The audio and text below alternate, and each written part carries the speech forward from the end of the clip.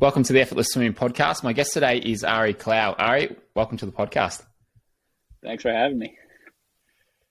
So a friend of mine, he sent me a text and he goes, check out this video.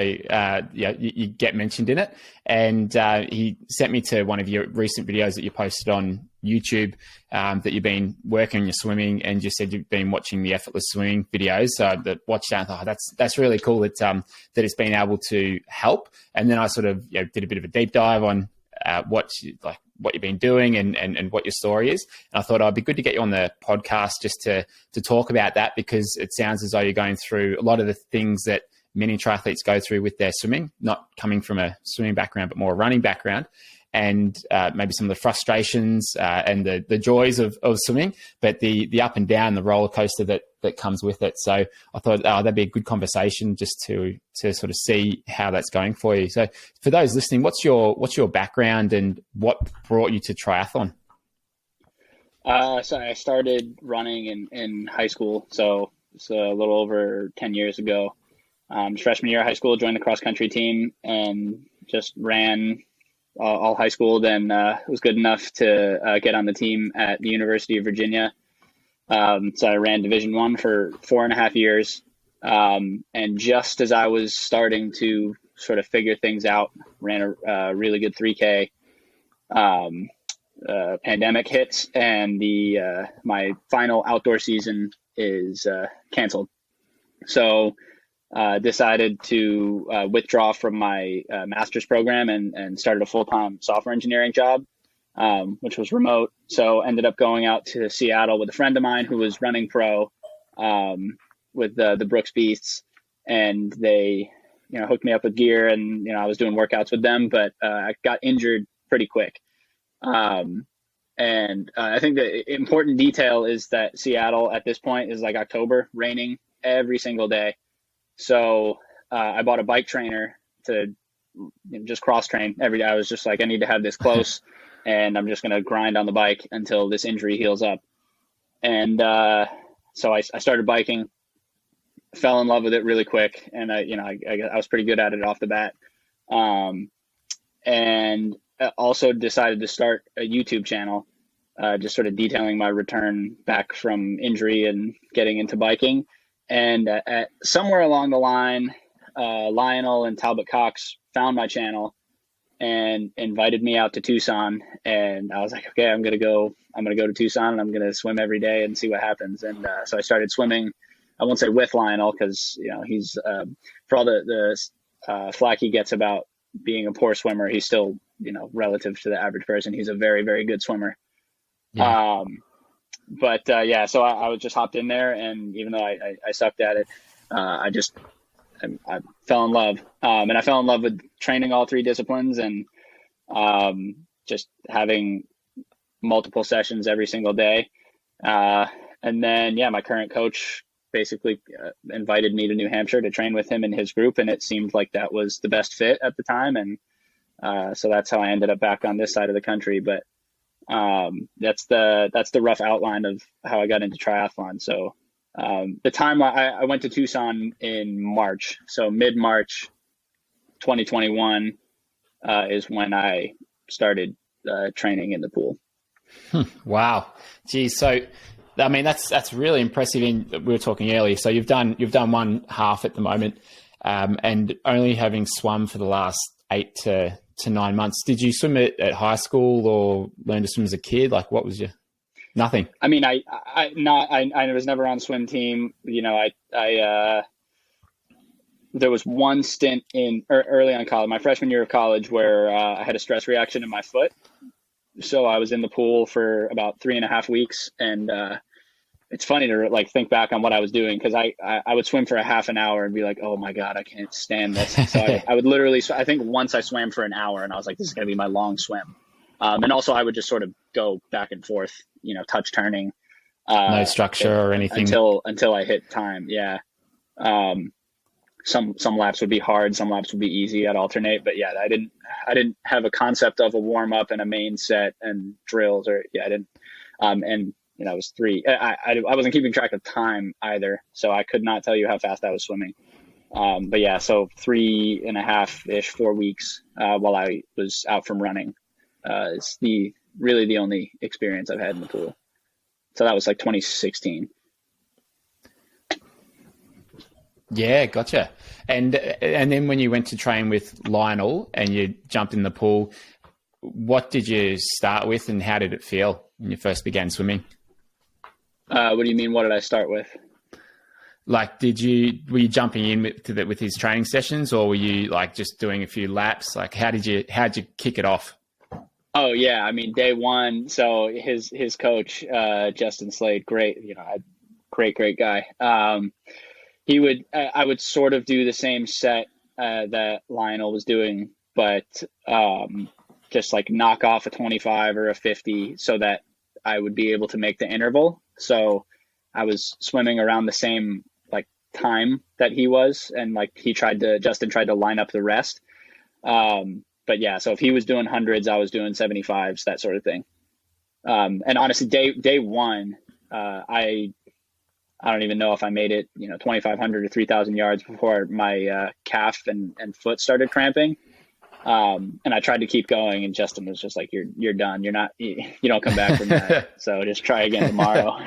And I was not happy because that wasn't how I wanted my first session with Lionel Sanders to go. I didn't want to make that sort of impression, but I did get to redeem myself on the track later that evening. Yeah, like the thing is, it's to come from like when you jump in a triathlon, most people aren't going to be good at least one of the legs when they begin. And so I imagine it's quite a humbling experience, and you've got to you've got to lose your ego and accept the fact that, all right, I've got some work to do here. And as long as I'm patient and I put in the work, I can get there. But it's those initial couple of months where it's that steep learning curve that I find can be the hardest with anything. And I mean, I found that I've done a season of triathlon, and the biking was not my strength. And it's just these guys are absolutely smashing me, and it's a bit frustrating. And sometimes it feels like I'll never get there. But as long as you can just persist, I think it can happen. So what was going through your head those first couple of weeks when you started in the pool? Well, honestly, what you're saying is very similar to my experience running in high school. Like I've been around a lot of great runners, and almost all the great runners I've been around ran somewhere in the range of 4:20 in the mile as like a high school freshman. And they were running just off the bat. They were running 17, 18, some minutes, some of them faster for like their 5K in cross country, like just starting out. And so I started, and I just ran under 26 minutes. I ran 25:38 was my first 5K in cross country. And like, I didn't know what was good, what people were running. The best guys on my team were running mid 17s. But I just got hooked on, by the end of the season, I ran just under 21. And so I got hooked on the just improvement process. And sort of just, that was the first introduction in my life to something where it's like, if you work really hard, you'll continue to get better. And I was like, well, if I just keep working, if I outwork everyone for a very long time, like I'm going to be really good at it. And so it took me a long time to sort of get on a Division I sort of prospect level. It took me 2.5 years. Honestly, I wasn't really getting any offers until my senior year of cross country. So in the fall. So that season was just good enough to get on the roster at UVA. And even then I was, I was a good recruit, but I wasn't even the best in my class. And so I just kept the same mindset of, I'm going to be the best person on this team. And so my experience running was one very much of like, I wasn't good off the bat. And it was just, if I attack this, with intentionality every day and, I keep working, and now I know that I need to be smart about it. So I'm approaching swimming the same way of, okay, I'm not good at this, but that doesn't mean that in 10 years from now, I can't be really, really good. And so, yeah, it's just I knew I had a hope that I was going to be good off the bat, and my hopes were crushed pretty much immediately. And but that's fine. Like that's fine. I'd be shocked if they weren't. To not swim at all to then just like doing well. It's like, I couldn't see how that would be possible.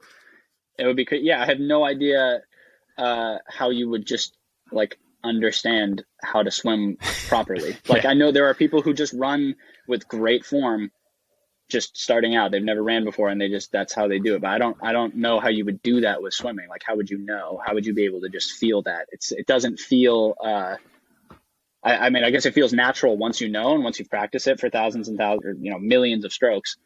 But yeah, so I mean, but my whole mindset, then and now was I'm going to do this for 5, 6, 10 years, and I'll be good then. I didn't. I wasn't like, oh, I'm not good at this, I'm going to go back to running. There was never really that thought. Pretty much once I decided to go to Tucson and hop in the pool, I was like, I'm doing triathlon, and there's really no going back. Yeah, nice. It's because I think for a lot of people who come from a strong running background, and if they're like thinking of dipping their toe in, and they hit any sort of challenges like that, it's very easy to go, okay, no, I'm done. But if you've committed to it and you're willing to put in the time, then it's a very different story. And you've said so with I saw your first half Ironman. The swim time was 29 minutes, so around about what's that? Just over 1:30. It's like 1:30. Yeah, 1:30s. Something like that. Yeah, in the 1:30s, I guess. And you said over the last 3 months or so, you feel like your swimming's really come along even since then. So in terms of like times in the pool and stuff, how's that changed in the last couple of months? Well, for one, I'm way stronger. So the typical set we have a threshold set on Tuesdays, and that's if you're feeling good, it's a really good marker of fitness. And if you're feeling bad, you're just kind of in for a long day. And before that first 70.3, I think I was starting at 10 by 100 on 130, and I was able to hit 120, 119. And this was probably a month and a half ish, maybe even 2 months into swimming when I started doing James's sets instead of Justin.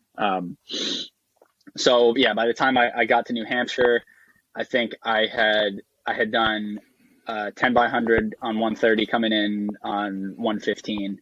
And so then my coach moved the interval down to 125. So I think I was still doing 10 on 125, maybe 12 going into Maine. And then I sort of asked, just just put me up to 20. I know you're going to give me 20 eventually. Don't give me 12, 15, 18, 20. Like, I want to go to 20 now. And if I don't complete the set, like, I don't really care if I miss the interval. And so it was a big breakthrough when I was able to do 20 on 125, all at 115 or under. And so I guess within the last 3 months, I've gone from, just getting to 20 on 125 to now 112 coming in for on average. Jeez. And this is yards or meters? Yeah, short course yards. Yeah. Short course if that yards, was meters, yeah. I'd feel a lot better about it. But that's everyone on YouTube always asks, is this yards or meters? I'm like, if it was meters, you'd be well up there at the moment. But I mean, that said, 112's in yards and leaving on 125 with 8-9 months of swimming, that's good. So it sounds like it's really come along. And what feels different to you? What does it feel like now when you're swimming compared to earlier? I feel like I have a little bit more feel. Since I started swimming, and especially Lionel, his like mantra that he's gotten from Justin is feel the water. And so that's the first the first sort of thing I was exposed to. And so I can kind of tell when I'm having not necessarily a good or a bad day, but like there's this weird, when I start to swim harder, after the warm up, we're doing a prep set. Like I can feel myself catching. I can feel a lot better rhythm with my kick. Actually having the focus to kick through the whole set, which was a big issue for me. I would like kick a little bit, and my kick wasn't great anyway, but I would just sort of stop kicking once I got tired. I I don't know. A lot of it is kind of like hard to put into words. I just feel Mm. there are a lot of form changes that we made, as I mentioned on that video. Like I can feel myself rotating. I can feel myself, sort of reaching forward and actually catching instead of just pushing my arm down. I can feel my entry. I used to go like way far forward, and now it's like my recovery into the entry feels a little bit more relaxed. I wouldn't say I was ever like muscling the water, but I feel like I'm gliding a lot more now. Like instead of just complete stops in between strokes, like if I'm sort of leaving my hand out in front of me for a hot second before starting to catch, I feel like I'm still moving. Whereas Mm. before my stroke rate was so high because I wasn't gliding pretty much at all. So um, I guess the short answer is I've watched enough of your videos that I can feel um, like how to swim properly. Like I understand what it feels like to swim properly just from um, trying them. My coach on deck confirming that I'm doing it right or whatever I'm doing looks good, and being able to just transfer that through the whole set. And again, I'm not focusing on what the time ends up being too much. I'm just trying to swim with proper technique for as much of the set as I can. Yeah. Yeah. And that's perfect because I mean, it's for me, it's finding that balance between, obviously you've got to work hard, you've got to build your fitness and your strength, and it's good to get to that point of fatigue where you start to break down, and it's okay to go into that sometimes, but if you do it too much and you're training the wrong technique, then okay, that's not ideal. So going into it a bit, maybe you might have a few laps here and there where it's like, okay, that's really starting to fall apart. It's a good point to get to, but the fact that you just focused on drilling in that technique, I mean, you look at some of the elite swimmers, the competitive swimmers, and it's just all about holding technique under fatigue and under pressure. And if you look at like even 100 freestyle, it's typically who can hold their technique that last 10 or 15 meters, because as soon as that goes, then you see them drop off. So it doesn't matter if it's 100 meters or if it's 1.9 kilometer race, it's all the same. So how did you go about making some changes or improvements to your technique? It was obviously focusing on it when you're swimming.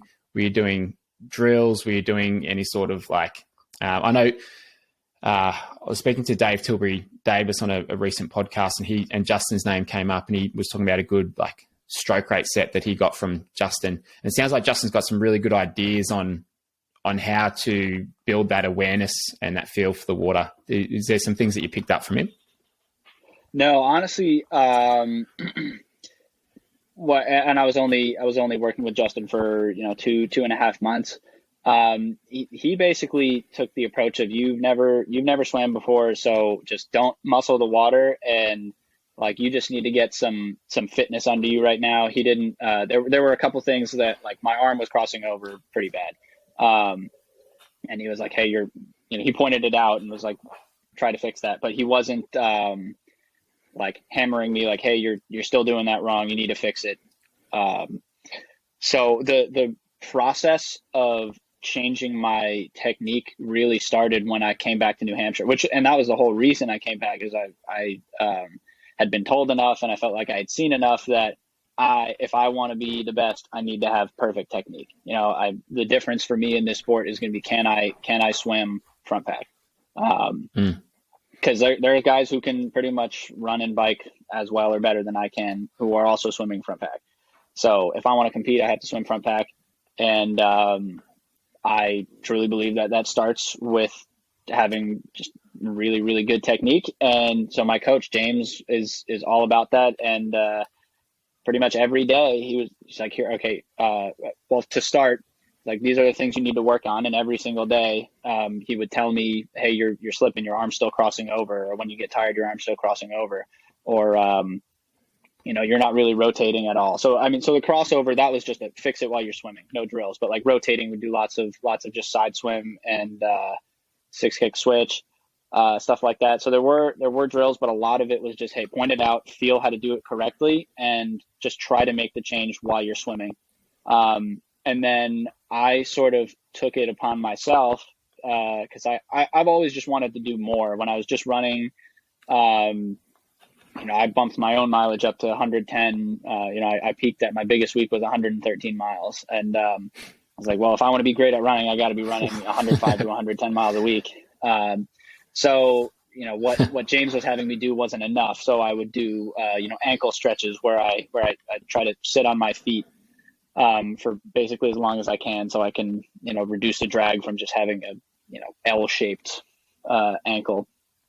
And like shoulder stretches, like, I don't know if people are going to be able to see it, but just like, all right, how can I get the most like dramatic catch? It felt like it was limited by my shoulder flexibility. So I'd just do that at night. And then I started sort of making my own drill sets from videos I would watch, like catch kick I was just going back and forth, just one arm in front of me kicking, switching off, and do a lot of fingertip drag just to work on my entry. So a lot of it was started with just trying to correct it while I'm swimming. And now it's definitely a mix of both. I do a lot of drills. I try to do drills pretty much at some point every day, either on my warm up or on the cool down.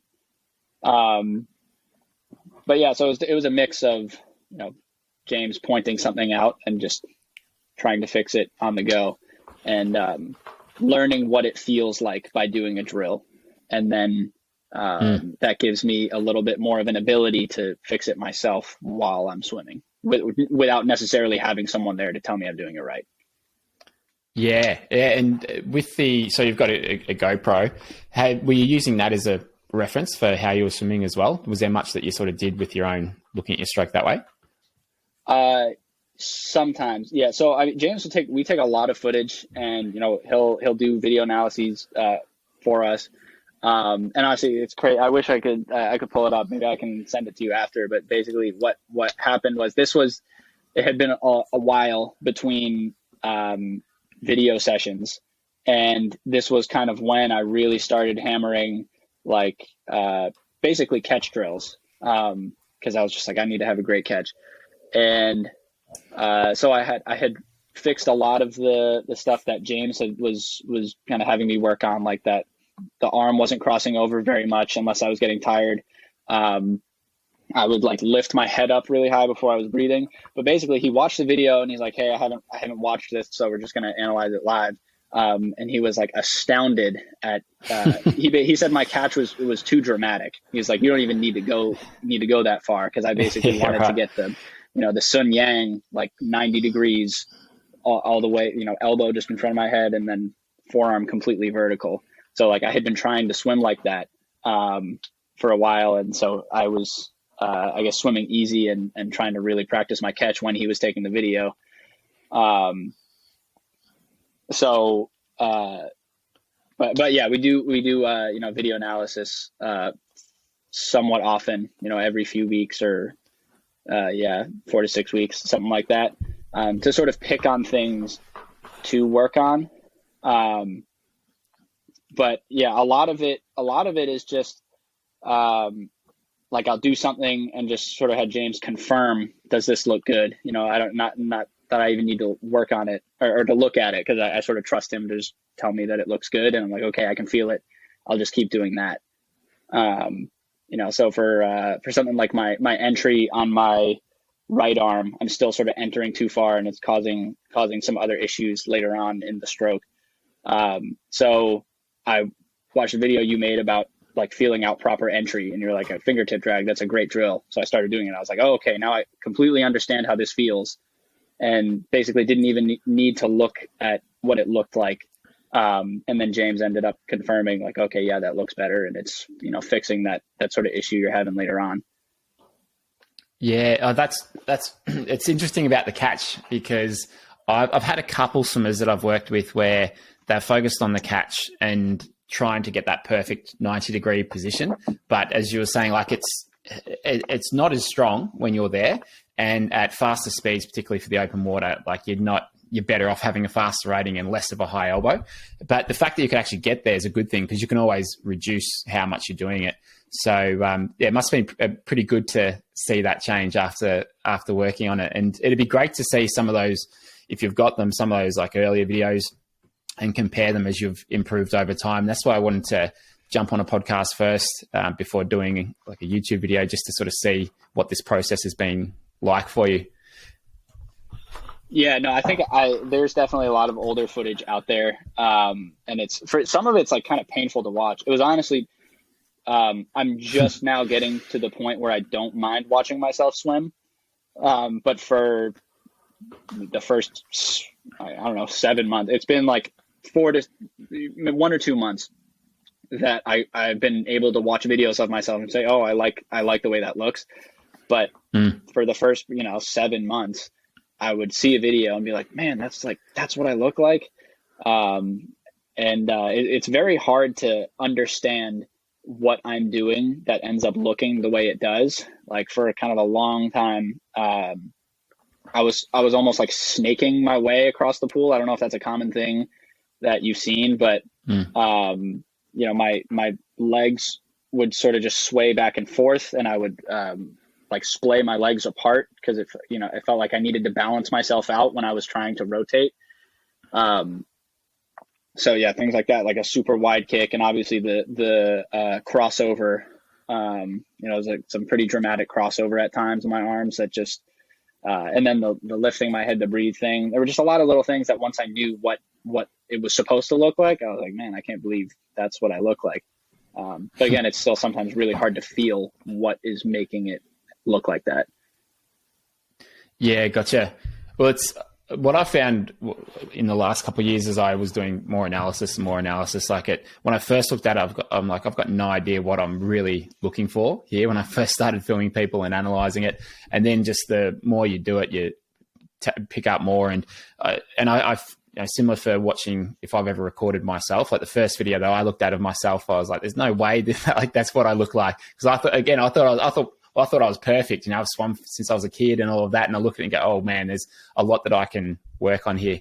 But for me, I found it's really motivating to see those things that you need to change. Because then if you actually know what you need to improve on, it just gets me to the pool that much easier, because I'm motivated to get in and work on it. So that's why I think, and I don't do that much video analysis because it's hard to find someone to record me sometimes, but it's, when I do it, it's like, yeah, okay, this is great, because I can see, maybe there's half a second or a second here per 100 if I can just improve this aspect of my catch. And it's actually, and what I say to people when they come to our clinics is, like the people who are the worst swimmers, they're like, oh my God, I can't believe I look that way. But it's like, hey, you should be happy because you've got the most room for improvement. And, there's some people there who are looking for half a second. Well, you can find 10 or 20 or sometimes 30 seconds per 100. So the worse you look, the more improvement there is, which is a good thing in a way. Well, so I'm actually curious. I got a question for you. And I have no idea if you would be able to even give an estimate from just watching that one video.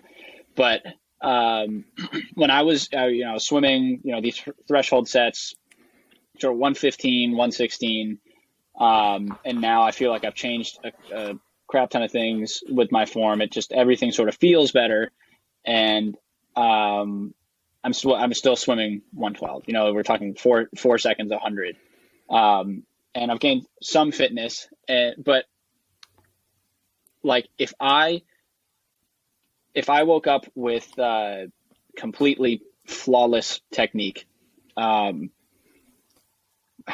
much faster do you think there is to go? How much is it for me at this point, or for somebody who has decent? There's a lot of things I can fix that would add up. Like you said, half a second here, a second there.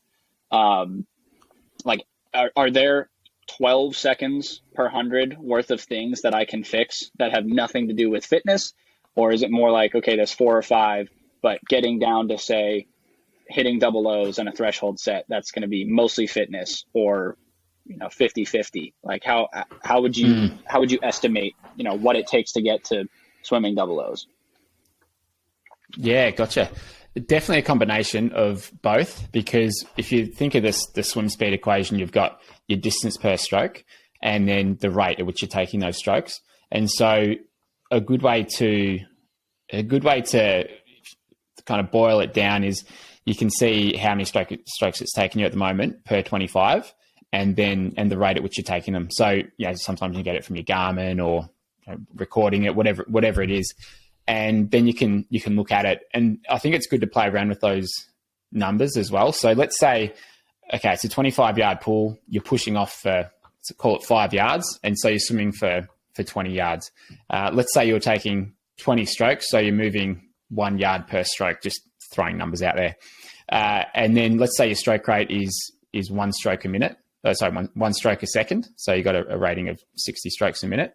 So if you sort of put those two numbers side by side, you can increase the stroke rate a little bit, or increase how far you're traveling each stroke. And that way you can sort of figure out what needs to happen to get down to that minute mark, because it'll basically spit out what you're currently doing with the 112. Obviously, you've got the turns and the push-offs and stuff, but and so that's a way to sort of figure it out. So it'd be, if I was to look at it, it'd be good to record like just a 112 if you're swimming in that 2100 set, see what that looks like, get your stroke count, get your stroke rate, and then sort of play around with it. So it's definitely going to be a combination of both, because if I don't know what do you know what your stroke rate would typically be in that kind of set? I have no idea. That's something I've never paid attention to, actually. Do you have do you wear a Garmin or anything? No, while you're swimming? No, I don't have like a swim capable watch. So yeah, at the moment, and I don't think that's a bad thing. Like, I prefer to go usually no gear. Sometimes I wear the form goggles for like a longer set, but there's nothing wrong with not going any gear. That would potentially give you a half decent reading for what your stroke rate is. But if you had 100 recorded, you could time it basically and figure it out from there. So yeah, to have and we can do this. I mean, you're racing next week, so we don't want to change anything, but it'd be good just to record 100 at about that pace and just see what the numbers spit out and go from there, because there's a good chance the stroke rate's going to be one of those things as well. Like a 10% increase in stroke rate. So going from 60 strokes a minute to 66, that's going to play around a fair bit with your eventual speed if you were to hold the same distance that you're doing each stroke. So yeah, that's how I'd kind of look at it. And I think that'd be a good exercise to do after your race. Yeah, no, absolutely. That's something, I mean, and does that, and if the stroke rate is good, then you say, okay, I must be producing too much drag, and then it comes back to form, or is it, yeah, I mean, yeah. I guess that's probably just something I need to look at. And again, there's that's one of the things I love about swimming is there are so many like angles to attack it from. And right now it's sort of just been, okay, we're working on my fitness and we're trying to make so I would say minor technique changes just to straighten things out. And like looking at it from like an analytic perspective like that, okay, how many strokes am I taking and how far am I getting for each stroke? That's something that people have commented on YouTube videos where, and that's something I never listen to either. When someone comments on a YouTube video, it's like, don't do that. I want it from somebody I trust. Like, so they'll say, oh, you need to work on distance per stroke. And I'm like, of course I need to work on this. Like, wouldn't it be great if I was just getting more distance every stroke like that? I don't know. I guess that requires more, more fitness, more the ability to pull back harder. But yeah, just being, approaching it from almost a mathematical perspective. That's definitely something I'm going to do now, because I had never heard of doing that. Yeah, well, and look, I think you're so right. Like, first of all, some of the comments I see on my YouTube channel, a lot, I'd say 90%, 95% of them are great. And then there's 5 or 10% where I just look at it and go, oh my God, you couldn't be more wrong. Just on maybe what a swimmer's doing or what they should focus on. I just go, oh my God, I hope no one sort of listens to that advice. So yeah, it's I take everything with a grain of salt. But and like, I think when people say, like, someone says you need to work on your catch, it's like, okay, well, that's great. It's really a throwaway comment. Or it's like, what do I need to do? Like, how do you go about it? And distance per stroke, like, there's so much that goes into it, because it's just a combination of your drag, how much drag you're creating, and then the propulsion. Like, it's those two things. And so with the drag, often it's body position, your feet kicking out, maybe you're entering in the wrong spot, and then propulsion is like your kick, your catch, and then just working that together and syncing it up together well. So yeah, there's so much to work on, but it's good to keep it simple. And it sounds as though you've had that approach, and I think that's why you've probably made such good progression, alongside obviously doing the work and training hard. Like, I think it's a good way to go, because I see people just, they take on so much, and then it's like a bright shiny object. They'll hear something and then go, okay, I'm going to work on that. But they already know what they need to work on. They sometimes get distracted with the wrong thing that might not even be relevant to them. So it's very easy to do that. And I'm mindful of that when I do my videos, because I know I talk about lots of stuff, but really it's like half the stuff's not going to be relevant for the person watching. It's because something else might be more important. Yeah, and I mean, that's the comment I made in my latest video was, as you know, we made a lot of changes. We're not planning on making too many more. I didn't mean that as far as, oh, my technique is very near flawless. It's more so like, we've made a lot of changes that I'm not used to, and I can't hold them all the way through a set. So like, there's no reason to point out any other changes. And it's like, the video you sent me, you said, my arm's swinging out wide. Like, maybe that is something my coach had already noticed, and he said, well, it's not worth it to bring that up, to have him even be thinking about it. It's more important for me to focus on the things that I am sort of able to focus on, because my mind can only sort of control so many things at once, and just totally ingrain them so that they become just, muscle memory. And then once I feel like, okay, I'm swimming naturally now, like through a whole threshold set with technique that I only used to be able to sort of force when I'm swimming easy, when I'm really, really focusing on, all right, keeping my arms straight, keeping my head down, I'm, kicking with good rhythm, and, I'm rotating. Once that just becomes completely natural, then I'll say, okay, where is the half second per 100 or second per 100 that I'm, leaving on the table now? Yeah, that's right. And that's why I was like, I don't want to give you, because you said you're not trying to change too much. It's like, and that's why I mentioned to you, like, your stroke looks good. And I was really impressed with how it looked, having known that you sort of just started swimming recently, but only 9 months ago. Like, you've done a great job, and it's the stroke's looking good. So I was really impressed with that. And I'm excited to see what the next 6 to 12 months brings for you, because like, for someone who hasn't come from that background, a lot of things you're doing really nicely. So I thought that was good, especially with the catch as well. Like, that takes a while to develop. So I was quite surprised how good your catch was under the water. And I know I mentioned that left arm was drifting out a little bit, but again, it's like, we just focus on what we can focus on for now. So yeah, do you feel like you're holding better water than you used to with the catch? Does it feel better? Oh yeah, no, absolutely. And that's, I was saying earlier, when I start to swim faster or harder after the warm up, there's this, like, again, I almost can't explain it, but it's like, when I'm warming up, I'm just, I don't want to say sloppy, but I'm not really trying to go fast. I'm just swinging my arms around, getting the yards in. And then, on most of our sets, we have a prep set 4x100 on 140. So I'll typically start in the, 118, and then progress down to, now I can, sometimes on a good day when I'm feeling good, I can go, I'll hit a 108 on the last one.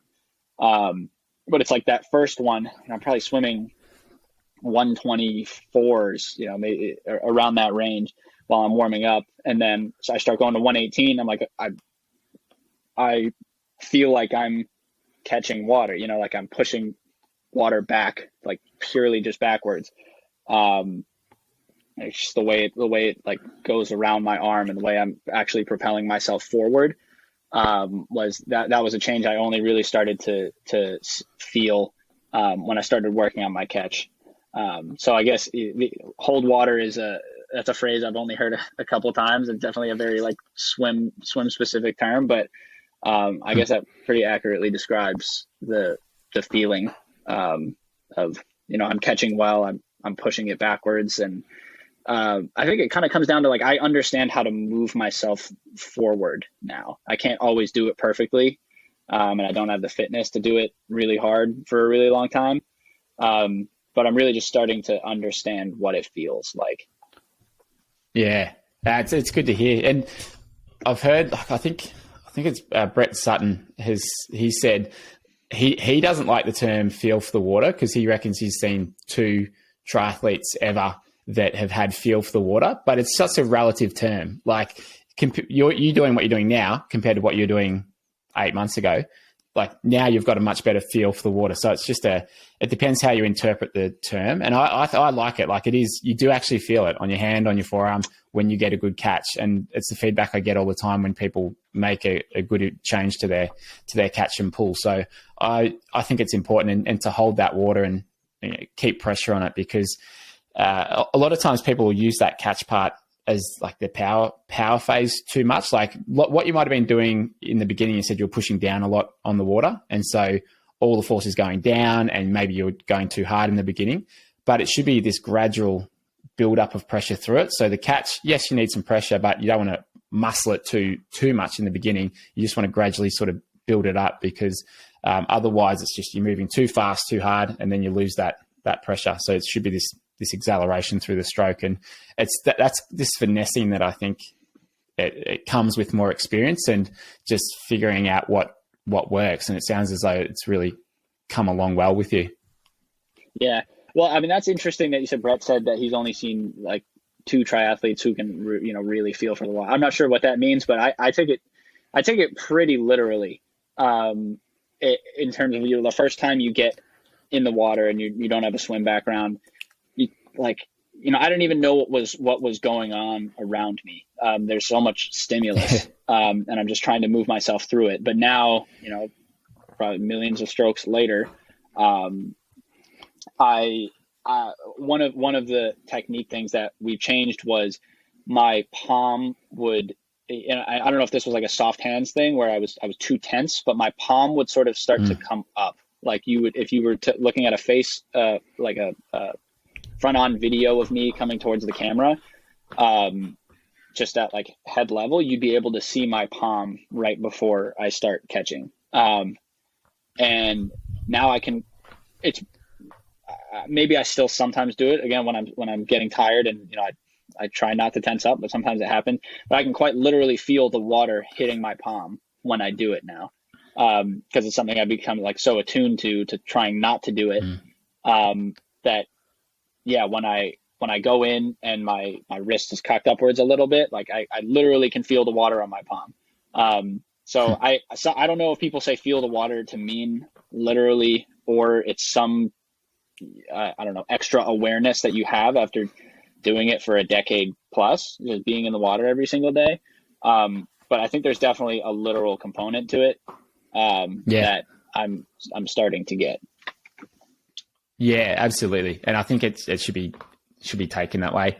I like what you said about the sort of soft hands because I got that term from a guy, Wayne Goldsmith, who I've learned quite a bit from. And it's that point of just enough tension to hold the form, but you don't need any more because any more is wasted. And it's kind of like if you were to go pick up a glass, you're not like grabbing it really tight where you could crush it. You're just picking it up where the hand sort of stays soft. I think it's a similar thing when you're swimming. It's that finessing of it because when you're relaxed, you move better.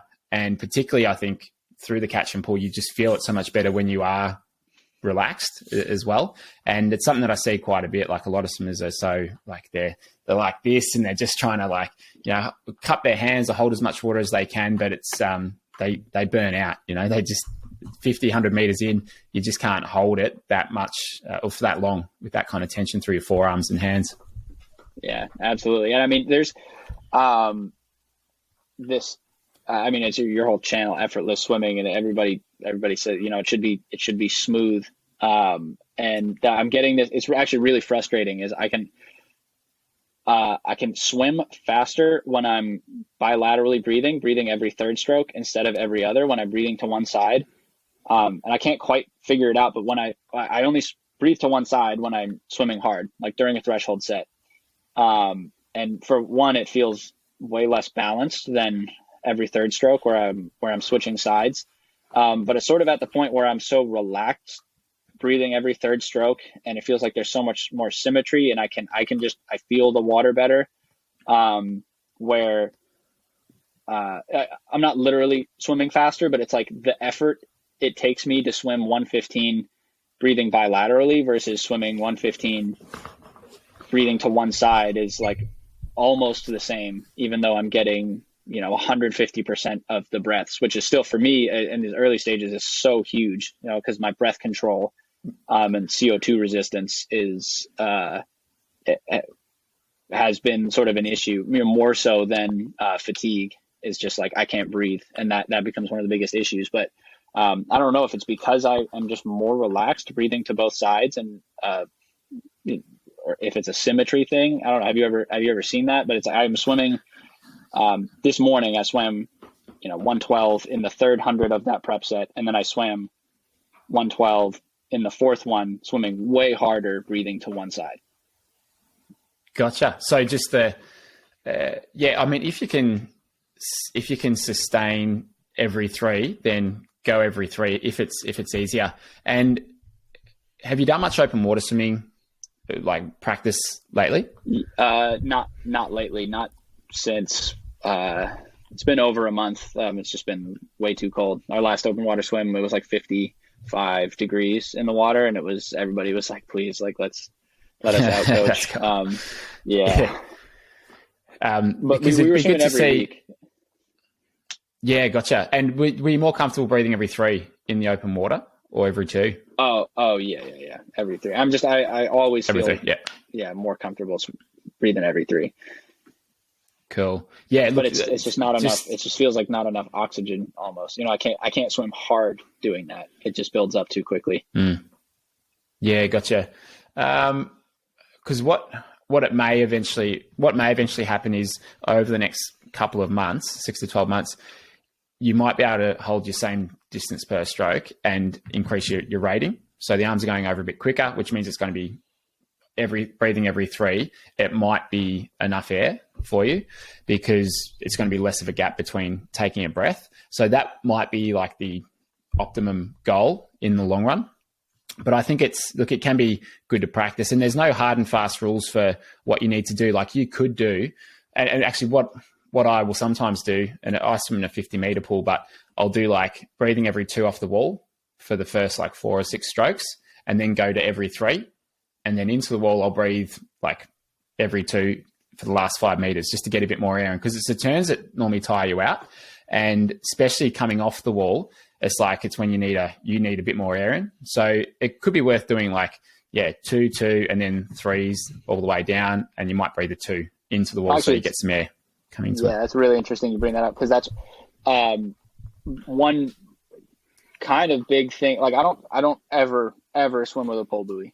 When I started, when I got to New Hampshire, my coach said every time I give in the set, I say, pole buoy plus paddles or whatever. Anytime I say pole buoy, you swim with fins. And so for the past, 6 months, instead of pulling, I swim with fins because, again, there's that ankle flexibility. Like I just had the worst ankle mobility. And I just wasn't kicking. And so I guess partly the fins are like a reminder, you should be kicking, use them, try to go fast. But like there's so much more oxygen being consumed because I'm kicking, and because the fins provide more resistance. So kicking is it's faster, but it's just harder. It's always harder for me to just swim fins and paddles than it is to just swim normally, or swimming with a pole buoy for that matter. So I'm supposed to sort of be swimming steady, which when we're swimming just easy, it's coach has us breathing every third stroke, but I just it builds up too quickly. So I pretty much do exactly what you said. I take 2 off the wall, and then I switch, and then going back into the wall, I take, every other again. and that's a bit more sustainable. But I've never thought about doing that when I just swim normally, because in my mind I'm so like, you're supposed to be breathing every three, and I don't know. Yeah, I can get like uptight like that. It feels like cheating when I take a breath every other. Yeah, it's funny. I was talking about this exact same thing with my sister this morning, who was talking about a friend of hers who's sort of just started swimming, and often we take these things like, you got to breathe bilaterally, you got to breathe every three. We take them and be like, all right, that's gospel. I really shouldn't breathe every two, but there's no rules for it, and it's okay to mix it up. I mean, Sun Yang in his 1500, where he broke the world record, he breathed, I can't remember exactly, but it was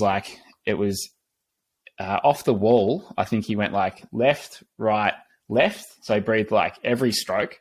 And then he went to twos. And then I think at halfway, he might have done like maybe a three. And then he started breathing to the other side. And then into the wall, he breathed 3 strokes, but each stroke into the wall. So it was right, into the wall. Something along those lines. So, yeah. And so there's no coach that will say, I want you to breathe like each stroke, because it's like, it's not the right thing to do. But there's always exceptions. So, and I do that in my sort of longer distance sets, is if I'm getting tired, maybe I will go like a left, right into the wall. And no, it's not the best thing in the world to do, but for longer distance, you're better off getting the air in. So it'd be good to mix it up, and you could play around with that just to, give yourself a few more options. So it'd be interesting to see if that helps. And look, yes, it's good to train like that breath control, but sometimes when you just, try to sustain a time for like that threshold set, I'd say you're probably better off just doing the 2, 2, 3, 3, and so on. Yeah, man. So I feel like I've gotten an entire a free coaching session for the past 50 minutes by coming on this podcast. Yeah. I love helping people with their swimming, because for me it's like I love swimming, and I really enjoy the technical side of it. I love going in there and doing it, and like I come out of the water and just feel so good about it. And the more people that I can sort of help with that, I think the better. And for me, like, if I was to looking 6 or 12 months down the track to see you just continually improving your swimming, like I'd get a real kick out of it. So that's why I enjoy doing this sort of stuff. And so it's, if there is anything along the way as well that you ever would like some an opinion on or anything, I'd be happy to help. And I know I've gone for a while here, and we've only talked about swimming, because obviously it's a swimming channel. But I was curious about your YouTube stuff as well. Like, it looks like you've gained quite a large following there. And like, what do you sort of put that down to sort of have that following grow in the last 9 months? I use the term clout siphoning. So my it's not all that. I gotta give myself some credit, but one of my best friends who I was living with, I would be surprised if you had found his channel. He's got a YouTube channel called The Athlete Special, and it's a running YouTube channel. He's had it for years. I don't know, six years at this point. He's got 65,000 subscribers. So I was living with him for the better part of a year, and I was in all the videos, and like started to make a name for myself just from being in the videos. And so when I started my own channel, he was just like, "Hey, I already started a channel," and like day one, 3,000 people like subscribed, basically, just from people knowing me from his channel. And then it felt like it grew pretty organically, because it wasn't all runners coming over. There were people who, cyclists, triathletes, who didn't know who Spencer was, who for a while I just completely assumed that everybody who subscribed was a previous subscriber of Spencer.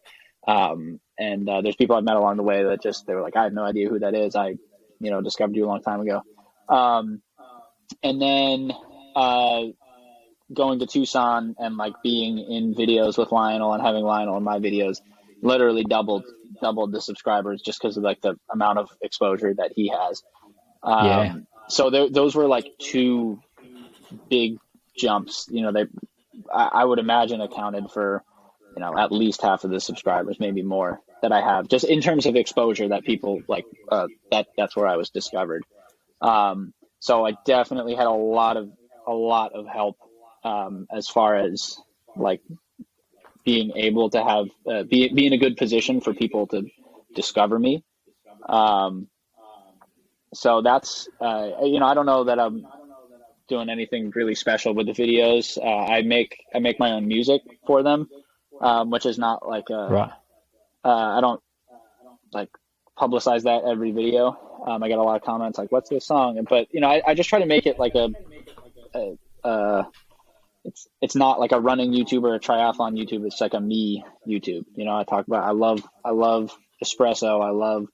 I love making music. I love endurance sports. So I just make videos essentially about myself.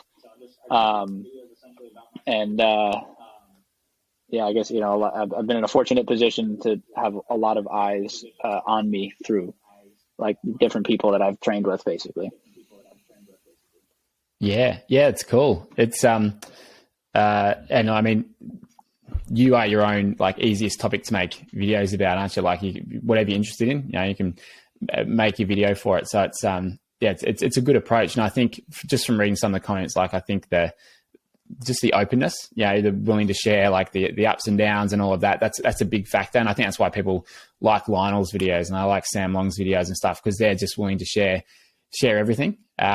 Which is, people don't want someone who's just like pretends that it's all rainbows. It's hard work along the way. So I think that can certainly help too. And how do you find it doing that? Like sharing, I'd say whatever it might be, 90% of what's going on. How do you find that compared to being someone who's not publishing it and just going and training and everything? Do you prefer it? Do you like it at times and not others? Like, how do you find that part of it? No, I don't mind it at all. Honestly, there's like for most of my life, I was just not really sharing anything and doing nothing. But it was like with people close to me or people not even that close to me. I feel like I've always said what's on my mind. I've been a pretty open book. Never tried to make things seem like something they were not. And so it feels very natural. Just like when I decide to film a workout, I'm making a video regardless of how the workout went. Like I don't even know how I would like just that would kind of be unfortunate if someone scrapped a video that they were already planning on making because the workout went poorly. It's never like really an option that crossed my mind. And then especially just how much, early on, people appreciate the openness, makes it that much easier to keep sharing. And it's like, even if everyone was like, "Hey man, shut up, nobody cares," like I would still keep doing it. And like there's this girl I met a couple weeks ago. It was like, "Oh, I love your channel. You're helping topple toxic masculinity," like because there was that scene. I don't know if you watched the first 70.3 I did. I was just like crying after the race. And I don't care. It's like that's what happened. I was extremely emotional and upset. Crazy stuff happens when you've been really, really pushing yourself for 3.5 hours, 4 hours. But yeah, people really, really appreciate seeing it. So it does make it even easier to like, my friend Johnny, who helped make that video, like he said he was too scared to take the camera out, but I was just like sitting there really upset. And I was like, "Take the effing camera out." Because I knew I like needed to, just say what was on my mind. And a lot of it is for me to go back and like, that's what I was thinking. Like, I can't believe I said that, and it's like, I'll watch that scene and be like, like, it makes me uncomfortable to watch it, as I'm sure a lot of other people felt that way, but that's the truth. Like, those are the things I said. That's what I was thinking in that moment. And that's kind of the whole point of having a YouTube channel, is like, I can go back and say, this is what I was swimming there. This is what I said and thought about that workout right after I did it. This is what I thought the next day. This is what I thought about everything, 6 months, 12 months later. So it's like a training log, and it wouldn't be of any use to me if I wasn't honest on it. Yeah, yeah, exactly. It's great. It is. It's like a training diary that, you know, you can look back on and just and see, you know, how you're feeling, how certain sets went, and like it. Sometimes, like, I try and stay away from the comments and stuff, but like, I mean, most people who comment on my videos are like, they're great. So I don't sort of mind it too much, but it's and even if someone said, like, you know, why are you posting this? No one cares. It's like, well, all right, then why are you watching it? Like, there's a lot of options out there for you, and no one's forcing you to watch this. So just you know, you do your own thing, and yeah, and the people who enjoy it will continue to watch it. And you know, with that honesty stuff, like, it's yeah, like I'd say I'm probably more reserved than what you are. Mine's more just like, it's swimming. It's not necessarily my life and stuff. But I remember a couple of years ago when a good friend of mine and someone who worked with me in the business, he young guy, he passed away, and I hadn't posted videos, hadn't posted podcasts for a while because I was just not in the mood. And I put out this short podcast about why, just explaining that he'd passed away. And the amount of emails and support I got back from people was like, it was amazing. And I think, you know, when you are honest about that sort of stuff, like, people will, you know, they feel like they're better connected to you. They have a better understanding of what you and what you might be going through. So it's, yeah, it can be a good thing to share. So yeah, I don't know if you had come across this video. The video is just called "Life is Hard." So my sister passed away about a year ago, and I was literally like finished with a video the day before she died, and I found out, and then a couple days later I was like, well, I still have this video, and I've committed to making this like YouTube. It would be weird. I feel like it would be weird if I didn't say something, like if I just kept making videos and pretended it didn't happen. And like, so I started the video, and I was like, hey, this is what happened. I don't know what the hell's happening going forward, but I made this video a couple of days ago. I don't really care to like actually finish it, but here's just some clips of me running, and like, that's the video. And just, yeah, the amount of people that were like, dude, screw making videos. Like, you don't owe anything to us. And people who were just like, I'm, sorry for your loss. Like, it was overwhelming. Just like, I felt this sense of community on YouTube of all places. So, yeah, again, it just comes back to like, it feels so worth it for me to share, as much as is appropriate to share. Yeah. I agree. And it's like, and when you have stuff like that happen, it cuts through all the crap of like, it's like just all the like divisive, all the different like tribes and stuff that, people are always going up against each other in, news and views and all this sort of stuff. It's like, yeah, it cuts through all of that, and it sort of brings people together, which seems rare and rarer these days. So that's, I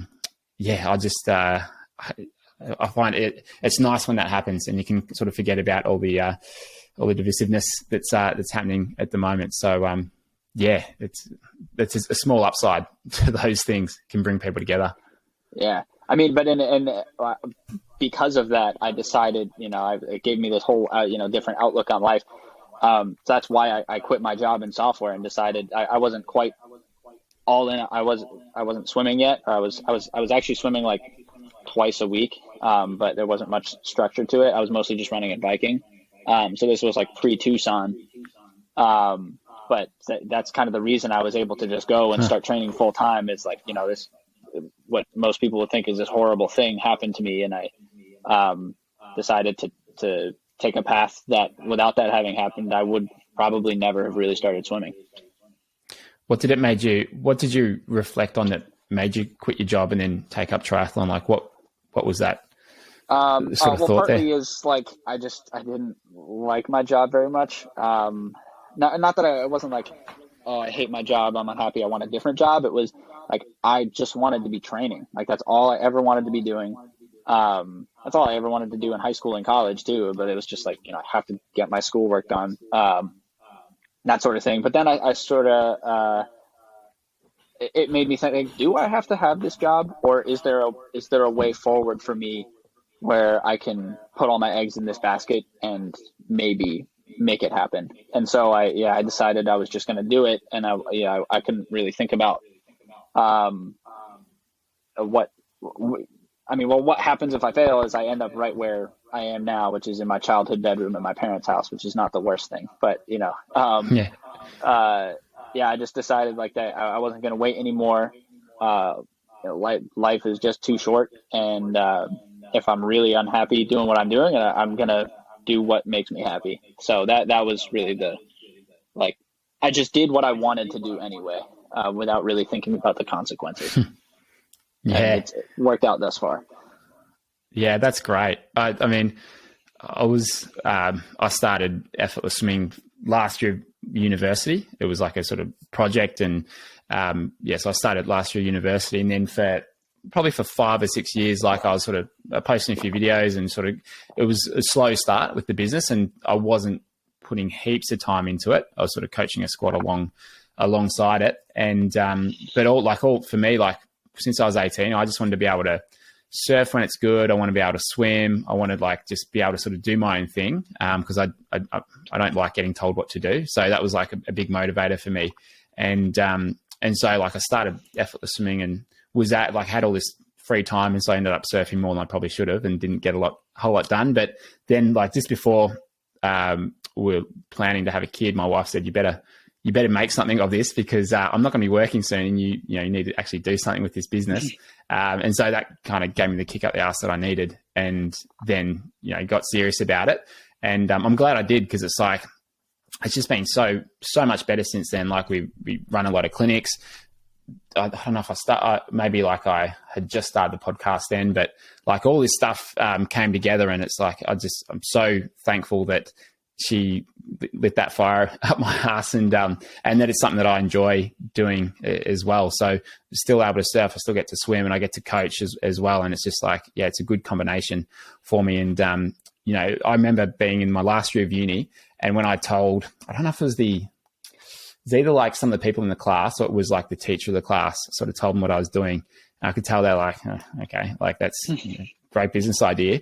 But like I look back now, and I don't know if there's any of the businesses that started at university that are still going.